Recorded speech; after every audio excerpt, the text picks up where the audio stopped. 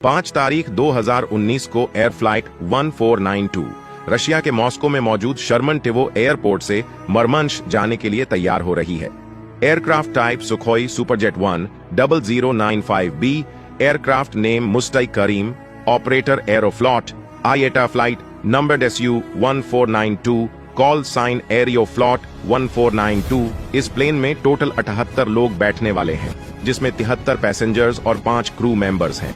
इस फ्लाइट से पहले यह प्लेन तकरीबन 2710 घंटे और 1608वां फ्लाइट ऑन परेड कर चुका है। इस प्लेन को कैप्टन डेनिस येवडोकमोव उड़ाने वाले हैं, जिनकी उम्र 42 साल है और इनके पास 6844 फ्लाइंग आवर्स का एक्सपीरियंस है।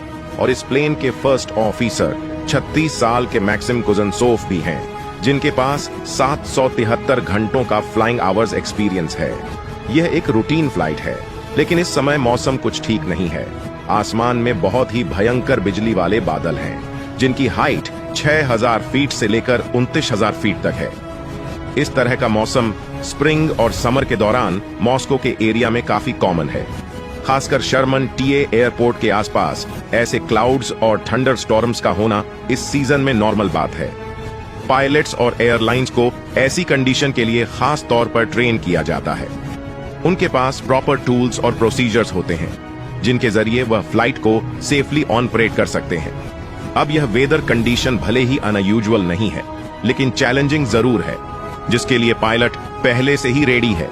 इसलिए टेक ऑफ की प्रक्रिया शुरू की जाती है। प्लेन को पुश बैक किया जाता है, जिसके बाद रनवे तक पहुंचने के लिए टैक्सिंग का प्रोसेस शुरू होता है। रनवे के आसपास विजिबिलिटी ठीक है, इसलिए एयरपोर्ट का कंट्रोल टावर टेक ऑफ की परमिशन दे देता है। इस तरह से यह फ्लाइट मॉस्को के लोकल टाइम शाम के 6:03 पर टेक ऑफ कर जाती है। इस समय तक सब कुछ नॉर्मल है। प्लेन धीरे धीरे ऊपर जा रहा है और ऑटो पायलट भी ऑन कर दिया गया है। इसके कुछ ही मिनटों बाद पायलट रिलैक्स होकर उड़ान का मजा लेने लगते हैं। लेकिन प्लेन जैसे जैसे आगे बढ़ रहा है, कैप्टन की चिंता भी बढ़ती जा रही है, क्योंकि उनको पता है कि जल्द उन्हें थंडर स्टॉर्म का सामना करना पड़ सकता है।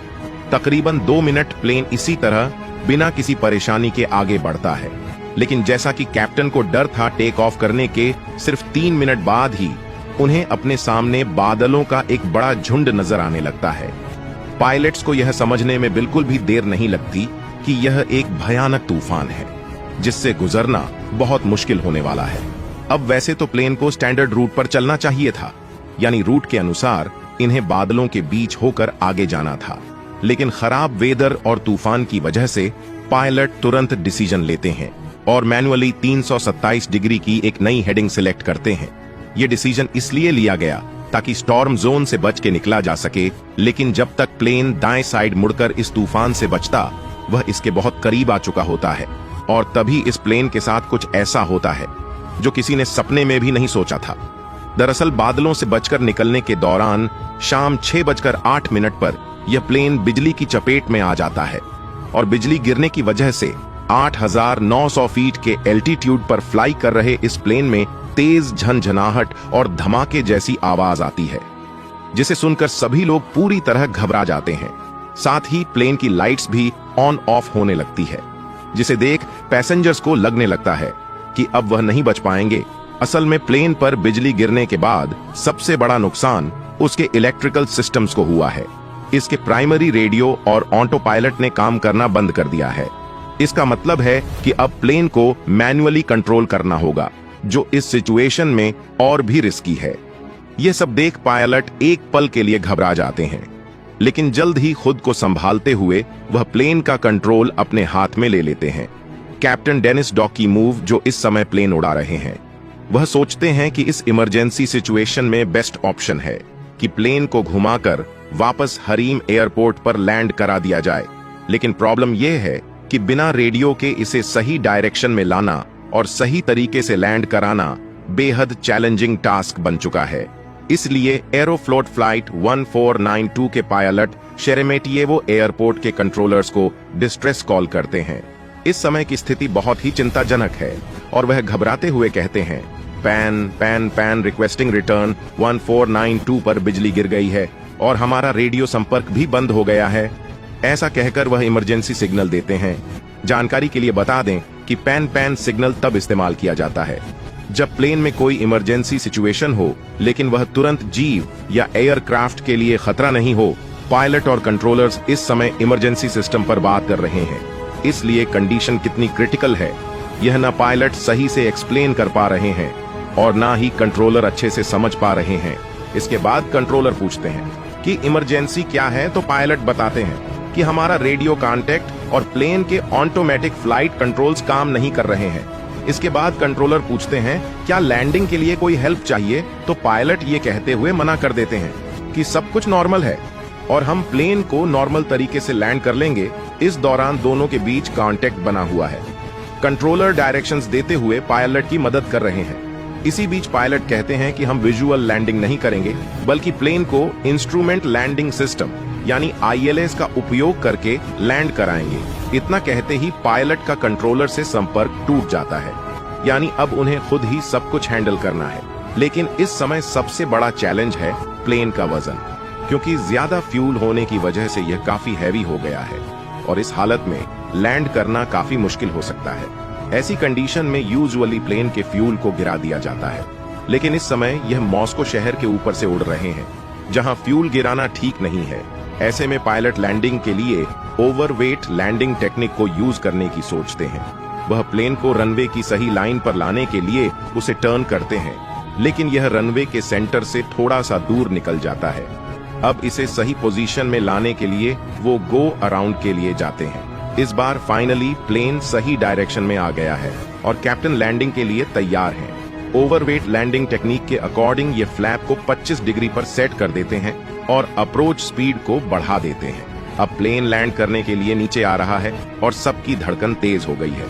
तभी अचानक से एक साथ कई वार्निंग सिस्टम एक्टिव हो जाते हैं और कॉकपिट में गो अराउंड और विंड शर अहेड की वार्निंग मिलने लगती है। Don't sink, don't sink, don't sink. इससे साफ पता चलता है कि इस समय लैंडिंग के लिए वेदर और विंड कंडीशन सही नहीं है और इन्हें वापस से गो राउंड करना चाहिए, लेकिन पायलट्स इन वार्निंग को इग्नोर करके लैंडिंग को जारी रखते हैं। अब प्लेन रनवे के सेंटर में आ चुका है और धीरे धीरे लैंड करने लगता है। एयरक्राफ्ट रनवे के थ्रेश होल्ड से लगभग 900 मीटर आगे जाकर टच डाउन करता है। इस समय इसकी स्पीड 158 नॉट्स यानी लगभग 292 किलोमीटर पर आवर्स है, जो एक नॉर्मल लैंडिंग स्पीड से काफी ज्यादा है। प्लेन के टचडाउन के वक्त इसमें एक जोर का झटका लगता है, जो अप्रोक्सीमेटली 2.55 ग्राम की फोर्स के बराबर था। यह झटका इतना जोरदार था कि प्लेन ग्राउंड से ऊपर उछल जाता है। इस बाउंस के बाद जब यह वापस ग्राउंड पर आता है, तो इस बार प्लेन की नोज ग्राउंड से टकरा जाती है। इस सेकंड इंपैक्ट का फोर्स 5.850 ग्राम के अराउंड था, जो पहली बार से भी ज्यादा है। इस झटके के कारण प्लेन की नोज और लैंडिंग गियर यानी सामने के व्हील्स डैमेज हो जाते हैं।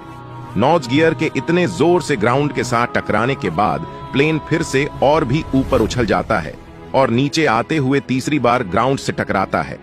इस थर्ड इंपैक्ट के बाद प्लेन के विंग्स और उसमें मौजूद फ्यूल टैंक्स बहुत बुरी तरीके से डैमेज हो जाते हैं और वहां से फ्यूल लीक होना शुरू हो जाता है।